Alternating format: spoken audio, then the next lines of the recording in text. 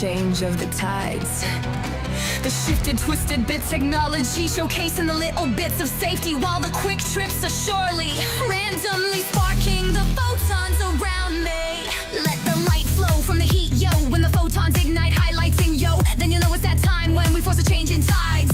A little bit lined with something in us. It's almost like we something else, autonomous, or maybe perhaps it's that missing piece you needin'. Perhaps it's that simple message you searching. Perhaps it's just a different time framing us for the next adventure in the mainframe. Getting excited, so are the photons. Don't laminate so we can change the coupon. Let me raise the hash rate, submit the coupon fake, and reduce the rate while we mine our major bags. Crypto technology like cryptographic money will hashing your life into a set of QRs. It doesn't matter cause it's time for 3D changes perspectives. Welcome to the show. Welcome to the show.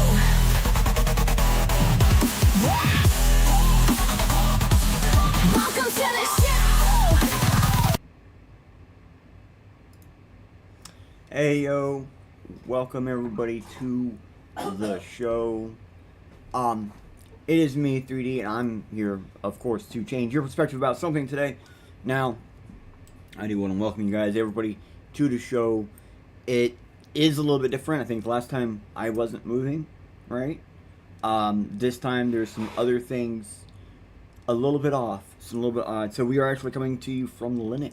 That's right. We are actually fully on Linux. This is a VTuber model running completely for free on Linux.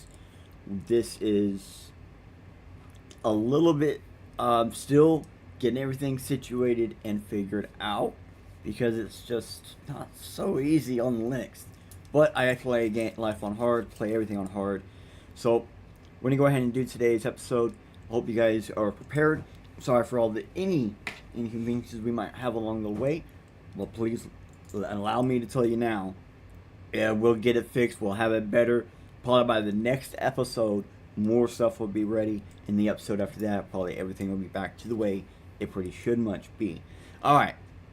So let's get into today's episode. You saw the title. We're talking about knots versus Core 30. That's right, knots versus Core 30. So today I want to peek into this Core 30 versus knots debate, debacle, situation, and what it really means to the chain of Bitcoin technologically. Because there is a difference, just not technologically. There isn't even close to how technologically different BTC to BCH split was. So we are going to look into the tech and perspective of both sides before I drop you into a perspective that I think very few Bitcoiners even have right now. Okay, so before we go any further, I want to thank the partnerships and sponsorships. So first off, I want to thank The Organized for teaming up with Bitcoin Live, Digital Broadcasting DB, because Bitcoin Live DB and The Organized is a powerhouse combo. I see new heights for both organizations. Now, and if you haven't checked out any of The Organized early morning broadcasts for stacks and other topics that seem to be taking off with every single morning, well, you can find them on Twitter and just about anywhere you're watching this right here. So they're on tons of different platforms for you. And now, I do want to thank today's sponsor. That's right, we actually have one of those.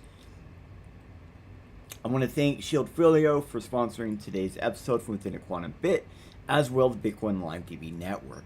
Now, if you haven't seen a Shieldfolio, they're like a little black book. They're made from stone paper. They're fade resistant, tear resistant, and even water resistant. So you know the info and secrets you store in your Shieldfolio will last and survive whatever you throw at it. It is personally a Shieldfolio that I actually have. I use it for my website, info, contacts, crypto keys, among other things. They're like little black books that are pocket-sized, ready to be by your side, regardless of your adventure in real life or online. And I actually do have one of these. I absolutely do love them. They're the old school method of anything you don't want on the internet, anything you don't want on your computer, you put it in this little book. And it is the way to go. So let's go ahead and roll in with the roll-ins and get rolled on in.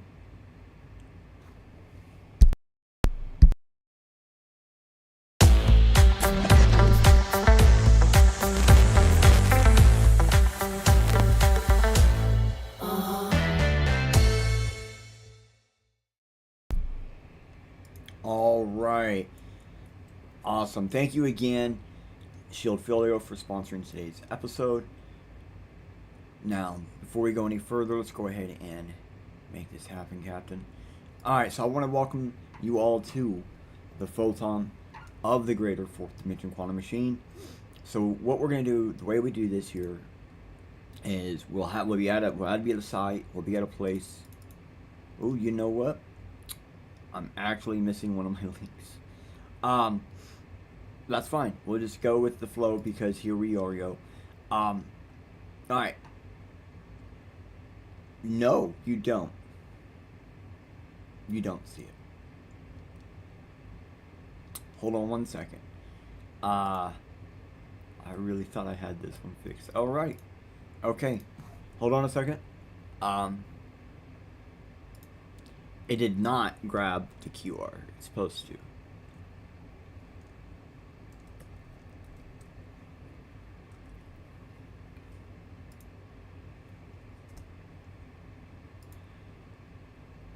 So you guys are going to see a little bit of live editing. Just don't pay attention to the stuff on the side. There's nothing there. Nothing. Nope. Nope. Nope. Nope. You see nothing? Nothing. Alright, okay. Okay. Just pretend it's not there. Alright. Okay. We're just gonna get rid of this part too. Let's make this as big as we can for you. Give you as much of that view that you want to see. Alright, right, okay. Just tidy that up a little bit. Alright. That should definitely look better. Whoa.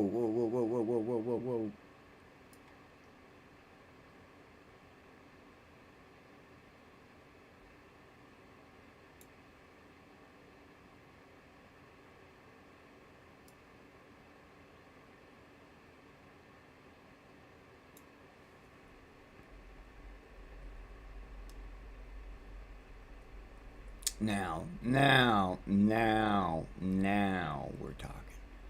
Sorry, everybody. I do apologize. But if I click it now, hey, we got a QR.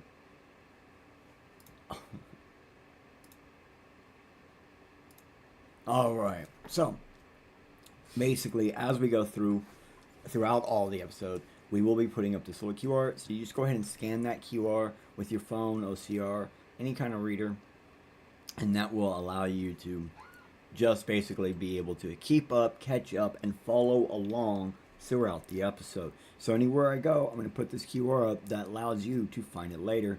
Also, in case you're curious, no matter where you're at, excuse me, anywhere you were at, you can just go to YouTube and also catch the links in the description after the episode. So, it doesn't matter where you watch it from, you can always catch it. Okay. So today's free pre-search query, you're already looking at it. It is BTC Core 30 versus knots. Why? Because if you just type in Core 30 versus knots, that's actually a workout routine difference thing that's gonna get you a little bit confused. Okay, so, like always, I did not use this query in today's episode research, but that doesn't mean we won't have overlapping links. If anything about today's episode interests you, this free pre-search query should help you find more, and it definitely will help you. Just replay after the episode, after today's live stream, and use the QR to find it, jump in with your phone, and start this rabbit hole. Alright, okay. We're going to go to the next spot. So, fundamentally, oh wait, it says, I didn't read my sign, it says catch-up deeds. Fundamentally, there are two groups of peoples. Some that want to filter stuff they don't wish to see on their node, and a group of peoples wanting to filter kinda across the network. Honestly, it isn't much deeper than that. And we are literally looking at yet another hero fantasy public play with Bitcoin. The technology, by the way. So, in perspective, I hope to pass along to you is 99% of this fight of knots versus 30 is strictly a parasocial relationship gone a little bit too far in the public niche within the niche Bitcoin community. Or communities, because there's more than one. Alright, so I'm going to start with filters history and show how both the knots and core are really far behind the tech, because the filter tech isn't even what people think. Alright, okay. Alright. Now I'm back on track. We are here. Let me get you this one. You already know what's coming on. So, I'm not going to read the questions on here that's asked, nor go through the meeting notes. Like, you can go through all that yourself. Because I think it's just an IRC chat. But, basically, let me see. Can we make this big? Yes, I can. There we go. Alright.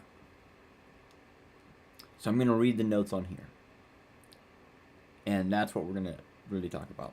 So BIP 158 defines compact block filters. Compact representations of data in a block. It's not the data in the block, it's representations. Compact block filters use the Golem Rice coding for compression and give a problematic answer to the question, does the block contain X? There is no false negatives if X is in the block. The answer will be a no. But there are false positives, so if the X is not in the block, there may be a yes. The false positive rate is a parameter of the filter construction. So BIP 158 also specifies one filter type called basic block filters, which include the script pub keys of the UTXO spent in the block.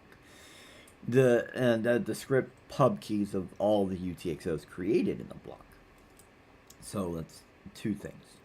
Now, this PR implemented a compact block filter in Bitcoin Core, and that PR, the second one, added a new index, which stores the compact block filters for blocks that have been validated. When rescanning, the wallet wants to know whether there are any transactions that send outputs to addresses it owns or spins those outputs. Currently, rescan is done by iterating through every transaction in the block from the rescan start point, which rescanning the entire chain can take half an hour or more. And I think as of like recently, it's like closer to an hour and 15 minutes for most machines. So this PR changes the rescan logic to first compute a Golem coded set of wallet scripts. And then this test matches against all blocks in the blockchain. Only blocks with a positive match need to even be fetched and scanned by the wallet at all. This functionality can be used in a compact filter index, which has been constructed by the node, using this special argument. Alright. So in late 2019, people were asking questions about this BIP 158, okay? That was placed in and how it works in case it was censorable to the chain. That's what the fear really straight up was. People heard filters and thought this will create censorship on chain, but even from this, you see filters just allow you to kind of poke at a hash in a way to find out the probability of something being true. Okay, so we see this whole thing was done, it says not here, November 6, 2019. I'm going to go ahead and give you this QR code again before we move on. Alright, so we have now this QR. And one of the reasons why the QR is so small is I can't get the sizing right on the desktop for the Linux yet. I'll get that figured out though eventually. I'm sorry though. So here is the original bit pool, and even here in early 2019, filters were to perform quick scans for data checks within each block. And it could make non-financial rescans faster, allowing for faster verifications and other things outside of the chain. That's kind of the principle here. So, I do this with many topics that align with hobbies of mine. So here is actually a project I personally worked on. I heard of filters and literally didn't care until just this year. I probably heard about them in 2020. So only 5 or 6 months ago did I actually take the time out to learn about them. How to properly filter a hash for data without directly opening it. I was, of course, attempting to shift data out without breaking a hash or knowing the actual key to do so. I did eventually find out that there were actually a ton, like 4 to 8 various different encryption types that were designed around this ideal of poking the hash that really was just to get some info, right? But not to remove it or actually see any info from within the hash. Similar to SHA-3, the sponge thing, but with positive practical use maybe. After a couple of months, I came up with a way to use Bloom filter checks Bloom filters to check transactions, and a method of taking multiple points of data from within a block and reducing it to a fairly small hash in comparison. Like in, for example, they were using like in the actual filters for Bitcoin, it is transactional hash. Well, it's your pub key UTXOs, right? It's a whole bunch of them. So we're just taking these bits of information within. They're pairing 2 bits of information together, and then testing it against the block. Here, this thing in front of you, it does multiple points and does the same thing. Then it tests it against another hash. So we can poke at the hash and get information of ones or zeros. Then we can give these hashes more data as like an update, and they still work with the new data. And if the new data is given goes against the data inside, then basically it will spit out a unique message. Well, at the moment, the BHP checker in front of you doesn't have a unique message, so it was just made to spit out garbage textual data. It's kind of like an homage to the missing number, missing no, in the Pokemon glitch thing. So that just informs then the user that there was an invalid, something was invalid, while not letting go of that data. Similar to how like Bitcoin remembers all the different blocks. So for here, this like it can check to see if UTXO is spent, valid or unspent. So that's the same thing as actual filters on Bitcoin. It does offline probabilistic checks using precinct data snapshots. That's slightly different. And then background operation for continuous blockchain monitoring. And that's also different. So this is basically like a lower end node for people who don't actually want to run a node. And this is 4 months old as right now. So this is fairly new. As like I did mention it. I did tell you, Now, what if I told you, though, I thought of this and made a working concept 3 months before Core 30 was released. Okay, so this came out 3 months before Core 30.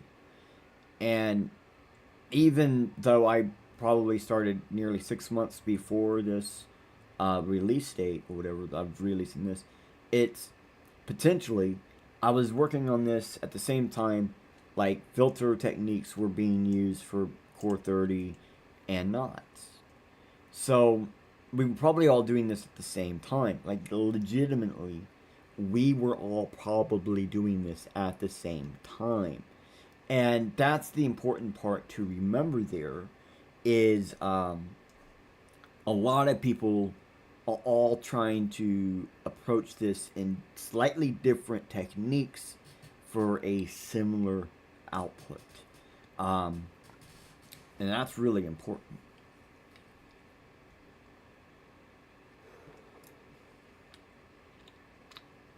Alright, so here is that link again, that QR. Let's go to the next one. Now, here is the release of Core 30. So it took them 3 more months to get this to not be so buggy. Like, if you go use mine, it's quite buggy. This one is not so buggy. I dropped mine sooner, not even knowing anything about Core 30, by the way, being in production at the time. I drop early, always, pretty much, to help get random people to test, get other people to test, other hardware to test. That's my method. So if I had a more close testing approach like Core 30 did, I probably still wouldn't have had released the BC or the BHB checker, the Bitcoin hash based checker that I released. I probably still wouldn't have released it yet. Like, I'd still be working on it because it's still buggy. While they have their setup. So, like, I'm saying, like, okay,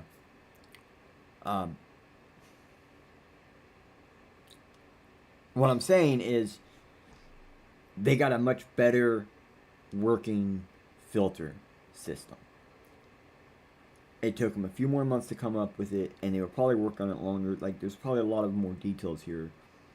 But what I'm really actually trying to tell you is that, I'm going to be a little cliche, but I might not be an expert in hash filters, but I do have some personal work in hash filters, and I have a lot more work specifically with hashings. I've designed hashings myself, and I'm personally trying to get one funding to be published by the MDPI for, peer testing and all that. Now, what I'm really trying to say on top of all this is, let me be your filters tour guide simply because I play with this tech. Okay, simply because I play with the tech, and have been doing so. Like, I'm like a season or two in 100 seasons, and then I start doing like wild tour guides to show you my hunting grounds on the off season, so people would be less afraid of the nature, and the animals. Something similar to that. I'm trying to be your filter tour guide, so you'll be a little bit less scared of these filter techniques on chain. Please allow me to do this. All right. So let's actually get into Core 30. So this is the release for Core 30. Sorry, I just was reading something. One of my notes I had something up. It was just like, it didn't make sense. It was funny to see. All right, so okay.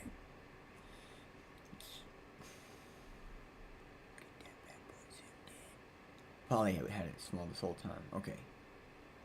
No, we can get further in. We can make that bigger. Whoa, whoa, whoa, whoa, whoa, whoa, whoa.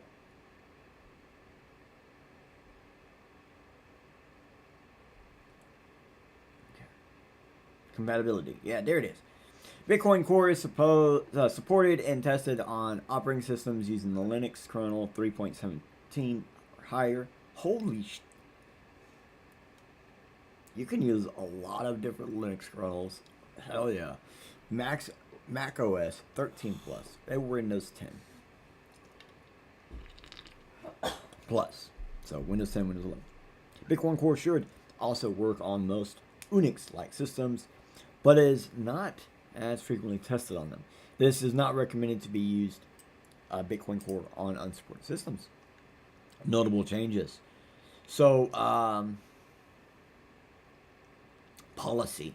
The maximum number of potential executed legacy signatures operations in a single standard transaction is now limited to 2,500.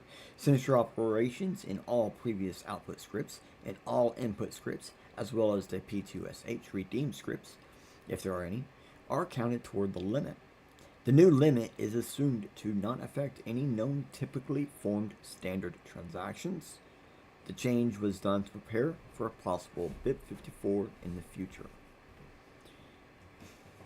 I really hope they don't do the stupid quantum resistant stuff. Like, there was one I keep hearing people talking about like burning everything not in a quantum address. I hope they don't do that. I just hope they make it quantum resistant addresses and let people naturally switch over to it. But I don't actually know offhand what BIP54 is. I don't know what it is offhand. And keep in mind, the BIP that Knott's using to implement filters and stuff is BIP 150 something. So 54 is really quite old. Well, maybe not quite old. It's older. So data carrier size is limited to 100,000 by default, which effectively uncaps the limit, so to speak, because the maximum transaction size limit will hit first. Nice, right? It can be overridden, though, with this character size equals 83. which is a revert to prevent enforced from previous versions. It's basically just revert for previous versions. It has the multiple data carrier OP return outputs in a transaction are now permitted for relaying and mining. Data carriers limit applies to the aggressive size of the script pub keys across all such outputs in a transaction, not including the size itself. That last bit actually does mean quite a bit. I know it doesn't sound like a lot, but the data carrier size limit applies to the aggregator size of the script pub key across the site. That's actually really fucking good that it's not including itself when it does that, because then you would hit that limit way faster. The minimum block fee rate has been changed to not 1 Satoshi per VByte. It can still be changed using the configuration option. This option can be used by miners to set a minimum fee rate on packages added to block templates. Yeah, that's optional. So the default minimum, well, this part right here, the option can be used to miners to, like, you can still have fee-less block templates. It's just no one else is gonna mine it for you. All right, the default minimum relay fee rate and incremental relay fee rate have been changed to 0.1 Satoshi fee byte. They can still be changed using the respective configuration options, but it's recommended to change both if you decide to do so. Other minimum fee rates, such as dust fee rate and the minimum return fee rate estimator, and all fee rates used by the wallet remain unchanged. The main pool minimum fee rate still changed in response to high volume.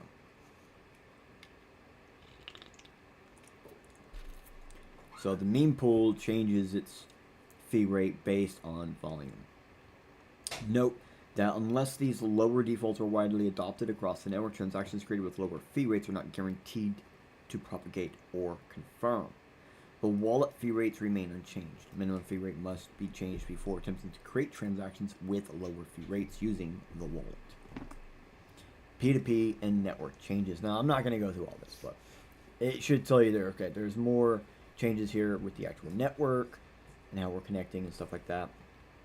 Like this one right here, the max or Phalanx transaction option no longer has any effect since the orphanage no longer limits the number of unique transactions. Users should remove this configuration option if they were using it before, as the setting will cause errors in the future. It's no longer recognized. So there are new Bitcoin commands. There's external signing, IPC mining interface has been probably fixed. So how to install the changes, blah blah blah, indexes, logging, updating, blah blah blah blah. So cool. Actually, a lot of stuff is really cool. So updated settings, max meme pool, Dcash startup, the NatMin PM, NPN. So like little things, but this is the type of stuff you expect to see with having people working on it all the time. Okay. So all I really see is more allowances with the block data. That's really all I see. They're kind of grouping it all together in a lot of ways, which is how you're getting more allowances. But one of the things I do hate about modern BTC is the subsat crap. In the code originally, coders were using subsats like a half, like the 0.1, or originally it was a 0.5 or a 0.1. But now they got the point and double not one. As a way to set a charge for free. So that way you could like charge an impossible to deduct amount of Bitcoin instead of a free or zero sat transaction. And it was more likely to be picked up by miners because like when you do it, because it's per V byte, you might actually end up at like 1 or 2 sats being paid. Like I used to do it for half a sat per V byte and end up paying about 7 sats per 7 sat transaction fees for a long time. And it was more likely, because that was more likely to be picked up by miners than a 0 byte, 0 sat. So this used to be a trick. Everyone said for years, well, like when we say it, like we would always say configure your node. Just configure your node. Use your minimums allowed in the node without going to 0. And that was one of the things that was allowed in the node was you could do like 0.5, 0.1, 0.2, 0.3, things like that. And you basically was charging nothing, and you would then, like, you would totally be like, mine your own transactions and set up your node to do that as well. But no one really wants to, not everybody wants or can actually do solo mine and solo node. So we need more people doing that, definitely, and that is growing thanks to things like BitX. But it just shows that, I'm just not happy with it. It just sucks. So, here we go. Here are a series of Bitcoin Core updates as official releases, and if we examine this for a few seconds, we'll see Bitcoin Core 28 and 29 are both uniquely being updated alongside Core 30, meaning Core 30 isn't even being used amongst all the core Bitcoiners. And I say core Bitcoiners, I mean core-based Bitcoiner nodes. This has real meaning behind it, but we'll probably get into that a bit more later. Just keep in mind, there are 3 separate Bitcoin Core releases being maintained separately within the cores group of Bitcoin. Your core-based Bitcoin is I'm going to start calling it. Alright. Here is the release drop specifically for Core 28. Here's the notes. Let's see what's different, huh?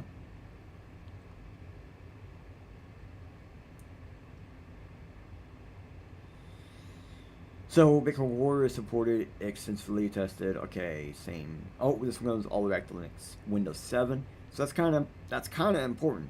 Okay, this goes back to Windows 7, Mac 11. So these are for older systems. Bitcoin Core should also work on most Unix systems. All right. So notable changes: mean important policy, block fee rate. We already thought. Yep. Relay mining transaction fee. Yep. Incremental relay fee has been changed. Stuff that's already been done in other ones. Does not enforce truck checks. Ooh. Do not apply whitelist permissions on Onion inbound. So some real changes, in my opinion, but nothing to, it's just like operational changes though. And that's still really important. The last one we looked at was mostly operational changes among the filter thing and some of the block change limits and stuff, which we'll also see a little bit in that here too. So, really, it's just a non-subsat setup recognizing the OG non-subs, so others running like subsat shouldn't see rule sat decline as long as their nodes are running Core 28. Now, I don't know about that last part, but this is basically adding in a lot of the subsat stuff into older nodes. This is for older devices, things like that. Okay. Nice to know. So now here is the Bitcoin 29 release notes. So this is the next one. We're going to do the same thing. This one's more newer systems. So it's got P2P changes, witnesses, mutations within the fill block. Check empty headers before calling a fill block. Do the trucks. It fixed something. Okay. So, I would say even smaller changes. But we're not seeing a couple of major changes, though. I'm not seeing the block fee rate limit and other limits and stuff like that. The signature being excluded from itself on some stuff and the other things that we were looking at. So this is a majorly different form. Really, when you look at them, all three, Core 30, 29, 28. So Core 30, Core 28, Core 29. They are unique, and they all have a unique purpose. within Bitcoin, allowing for a different out-of-box experience within Bitcoin in 3 unique flavors. This is kind of like what we see with Linux distros, and such with that, like multiple forms of Ubuntu, Peppermint, and even BSD. There are multiple forms. So think of this as like a common old computer habit to have multiple forms and have old form backups of styles used by some, but are like just basically updated old versions. Pre-Core 20 probably will use, people who use Pre-Core 20 will probably use Core 28. People who use anywhere between Core 20 to, Core 27, they're probably going to use Core 29. And anybody else, well, they're probably just going to use, well, actually, my note's mistaken. It's, if you're going from Core 20 to Core 23, you're probably going to use Core 29. Then anything from 23 and up, you're probably just going to use Core 30, because the new ones is, again, it's a new updated version of 28 and 29, and a brand new Core 30. So, alright, okay. So these are just a lot of updates plus a brand new version. Cool.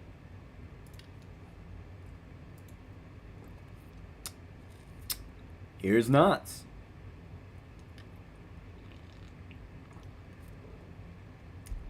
Woo! Now, just looking at it up front, it's not much different, right? Looks like this is pretty much all the same stuff, except slightly different.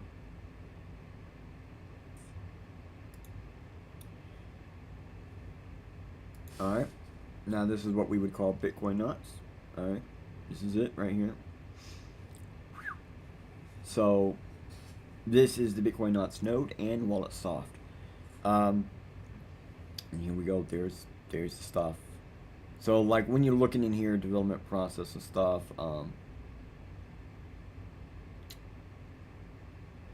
so, like, you can kind of see, like, even a lot of the core stuff is merging the knots.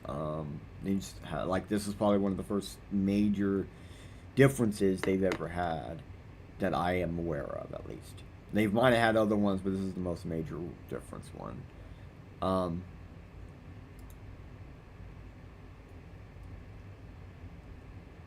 So here is their release for their most recent knots 29.2.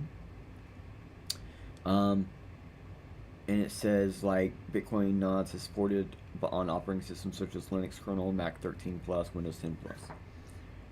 It's not recommended to use it on things that are unsupported. Known bugs. Okay, this is a much, okay, here's the difference. Known bugs. Various locations, including GUIs, transaction details alongside the V-size result, and many of the RPC results transaction virtual sizes may not account for unusually high number of signal ops, determined by the byte-size signal policy. The data carrier penalties, the data carrier costs. This could result in reporting a lower virtual size than is actually used in the meaningful or mining purposes. Due to distribution of the shared Bitcoin transfix repository, this release still does not include updated translations, and Bitcoin knots may not be able to do so until or unless that is resolved. It's scary the way they say that. Build a translation kit. Okay. I know that's not that easy, but that is the actual way they should do it. Instead of resolving with Bitcoin Core, they should just have a translation unit. But this is when we get to one of the first major complications, right? Something simple like that, or what seems kind of simple, or has a simple way to fix it, it's not simple. So, notable changes. The Docker file has been added to source code release. Please read that document. There's a consensus change, so optimize the C block index work comparator and network changes, which, okay, cool. There's a GUI update, then wallet actual migration update, RPC update, so, okay, not a whole, okay, actually quite a bit all throughout the whole thing got updated in different ways. And here they are. So, but I'm not noticing some of the same language is not being used, some of the same stuff it's not being used. It's different, right?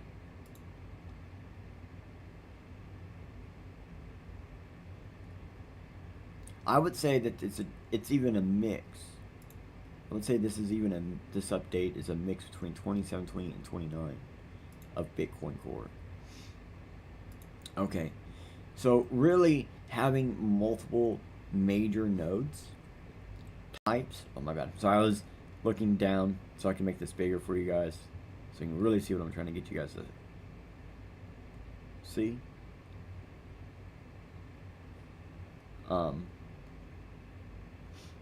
So really just having different Bitcoin node types just increases decentralization possible. That's what's really going on. There was a dominance of 99.9% core nodes within miners, where there was a small unique nodes subset of really just old official Bitcoin soft, so it was actually considered part of core-based nodes. But now that there's 12% not node-based nodes running, this is a good thing. This will show that these two can exist without splitting the network. But why do people think the network will split?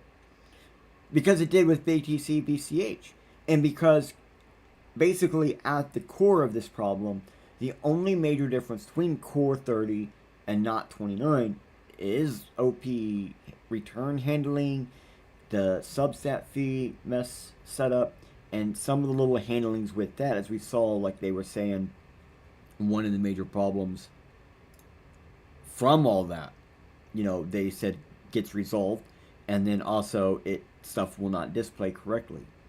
That's really what that means, which is why I said you need a translation kit to translate whatever that is to something that means something that you can use. And among some transactional differences, also, good thing I had that there. Among also transactional differences, that's just the surface, okay? That's just there's almost nothing really there. That's just a surface level scratch of difference. Okay, it's like looking at two scratches and be like, one's left or one's right. Oh my gosh. Alright, so these can exist quite differently without breaking consensus. But the byte size, if they get too far different, the subset becomes deductible from your actual transaction, meaning additional decimal or more precision within the Bitcoin information. Well, then that could actually cause math issues, and that will cause a chain split. It's when maths don't maths, that's when stuff starts to split. Thank you, Trek with 2Ks, for giving me that phrase. I love it to death. He used to say this all the time. The math don't math. Math not be mathin', bro. And I say maths don't be maths don't maths, bro. Because I'm not going to steal his exact phrase. Alright. So, as long as the maths be mathin', then it's going to be fine. Now, if you'd like to download Bitcoin Core 30, here you go. Now, if you would like to to download Bitcoin Knots 29, well, here you go. Now, we're going to ask some questions. We're going to talk to AI a little bit here. I just wanted to give this a try. It kind of shows you how other people, like normal people, are probably looking at all of this, okay? So, I'm just trying to get a more common perspective from other people's perspectives that you watching may not have, and I definitely don't have. But now, if you're someone who's not into crypto and stuff, and you only heard what news said or something, these might be the perspectives you might have. So, because the reason why we're doing this, in my eyes, the only real difference between Knots and Core 30 is this parasocial type event where famous and Bitcoin persons wanted to make their own node, and that's fine. There have been parasocial events like this, like with Roger Ver, for example, right before the BCH BTC split. There was a big parasocial thing with Roger Ver for like 4 or 5, well, I would say 3 years before the split, so about 4 or 5 years grand total. And then Fake Toshi Fake Toshi number 1, he also did a parasocial thing right before the BSV BCH split. So let's really see what AI has to say. So I asked AI, why do people use Bitcoin Knots? It said, People use Bitcoin Knots because it offers stricter transaction filtering and additional features compared to Bitcoin Core, allowing users to reject what they consider spam transactions. Yeah, that actually probably is the biggest complaint. This appeals to those who want to maintain Bitcoin's identity as something they believe it is when it's really just how they make it. And once you realize Bitcoin is just however you use it, this last line doesn't mean anything. Alright, so then I went to Presearch AI and asked them the exact same question. I can actually give you a link for this one. Presearch rules. Alright, so Presearch AI says Bitcoin uses Bitcoin Knots for various reasons, including privacy, security, and the ability to make transactions without intermediaries. That's also why people use Bitcoin, right? Okay. Alright, I like it. So then I asked this AI, why do people use Bitcoin Core 30? Well, people use Bitcoin Core V30 for its enhanced features, including significant increase in the OP data limit, which allows for larger amounts of non-financial data to be embedded in transactions. Again, that's the major difference here. That really is the only major difference. This update also includes various performance improvements and security enhancements, making it effective and a versatile option in the network. Now, again, this last line is in comparison to other Bitcoin Core versions before 28. That's very important to know. So then I asked Presearch AI the exact same question. Now again, I can give you a link for this one. And it says people use Bitcoin Core for its full node capabilities, enhanced security, privacy features, and to support Bitcoin network. Okay, hold on a second. Okay, so this last line on this one, and support Bitcoin network validating transactions and blocks, like that's just Bitcoin. That's just how Bitcoin works. So really, Presearch AI is just basically saying, oh, this is why people use Bitcoin. Because when you think about it, it's the difference between knots and 30 is surface level. And I really do mean that. So, oh wait, yeah, that's not going to work. I asked this AI, what are the original arguments used by Roger Ver before BCH? Roger Ver originally argued Bitcoin as a means of achieving economic freedom and separation of money from state control. Okay, yeah, that's Bitcoin. It actually is. He emphasized the importance of Bitcoin functioning as peer-to-peer cash, and the phrase probably should be important on that peer-to-peer cash. Some people look at that and they think that means something more than I anonymously hand somebody money. They can look at it and verify that is the amount of money they want for this whatever we're doing. And they don't have to know who I am, and I don't have to know who they are. We're both anonymous to this transaction, to each other, and to the money. Okay? That's what peer-to-peer cash means. And peer-to-peer digital cash literally just means doing it online. Bitcoin can be used offline.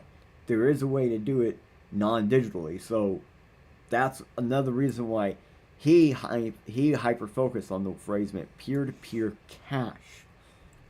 Alright, and this is for everyday transactions, is his belief. Peer-to-peer cash for everyday transactions. There are people out there that use Bitcoin for everyday transactions. They use it not in the same way as other people because it doesn't work that well that way, but they use like coin purses and things like that with different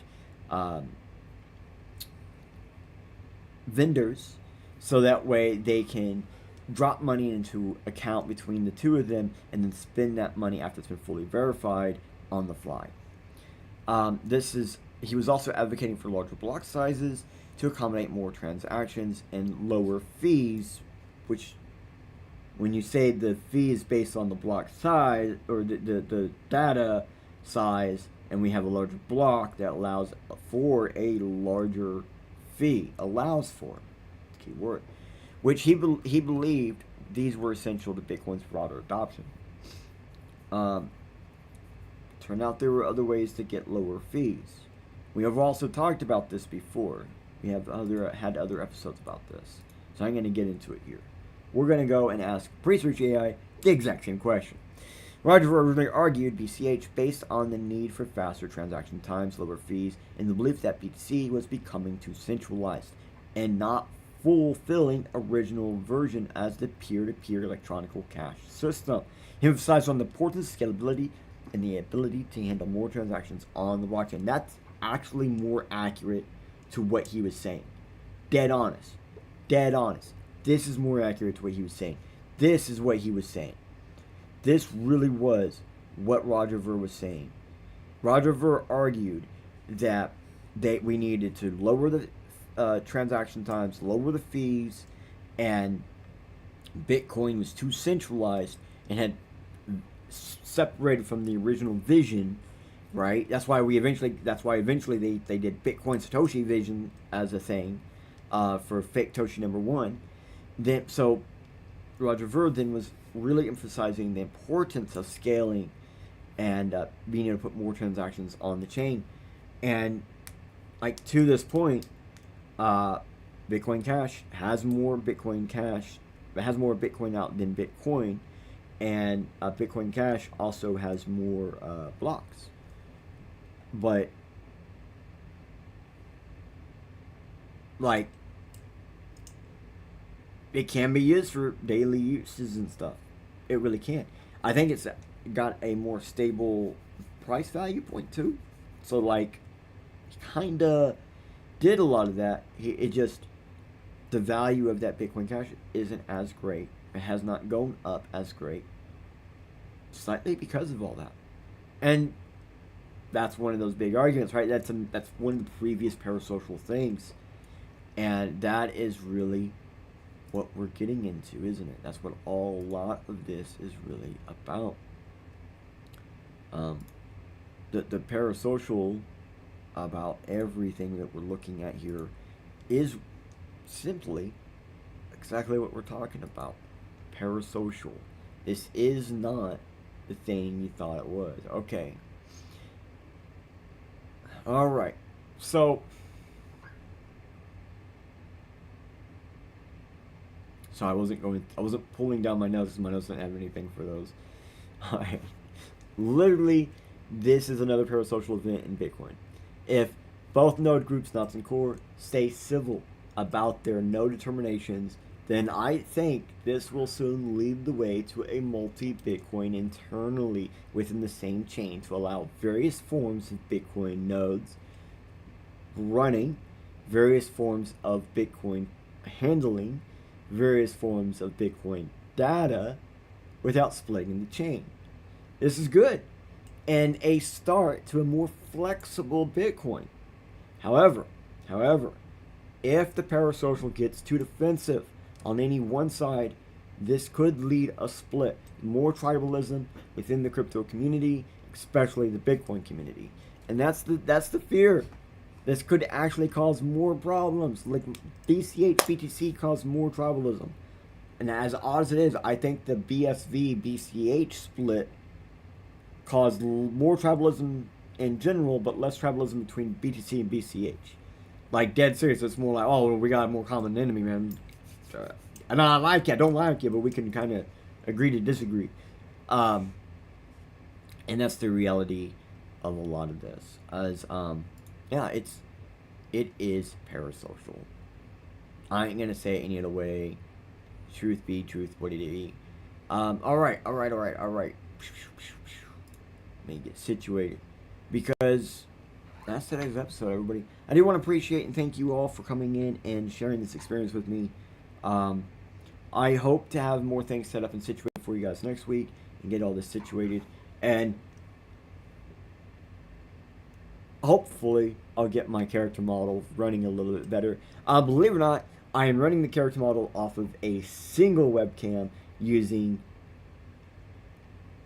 CPU integrated graphics chip set.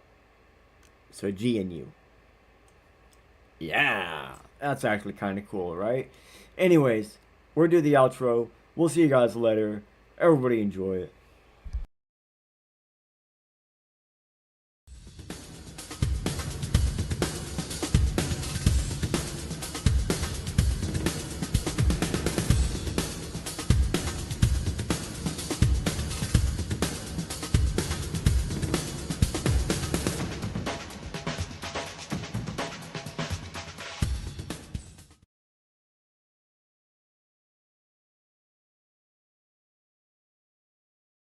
Yo, did you think you know? Did you think you hold? Did you think something new? That's the goal, to see from a new degree and get the change your mind needs to find something new. Life suddenly is easy for many, but when a wall appears, sometimes up is all you see. So let 3D guide to the side, yo, where there's a door though. Just be careful on your way out, for the first step is a do-si-do. A little bit Linus with something different, it's almost like he's something else. And regardless of maybe, perhaps it was that missing piece you was needing. Maybe it was that simple message you was searching. Definitely it's just in different time for defraying our mental mind, say separating us from our own mental mind tank. Boom goes the blast of thought. Boom goes the last spark with part. Boom goes the mental mind tank. Don't your perspective hit on the way out. Don't let your directive stop you when you doubt. Don't let the dire detection stop you from being getting excited. So the photons are delighted. Don't hesitate so we can line up the hash rate. Let me surmise the tide, submit the rate, and reduce the fakes while we mine our major bets. Crypto technology like cryptographic money, while hashing your life into a set of QRs. It doesn't matter, cause this was 3D changes perspectives. Thank you for joining the show. Please return next time for a new role of perspective. Thank you for joining the show. Please return next time for a brand new perspective. Of perspective. Thank you for joining the show. Please return next time for a brand new perspective.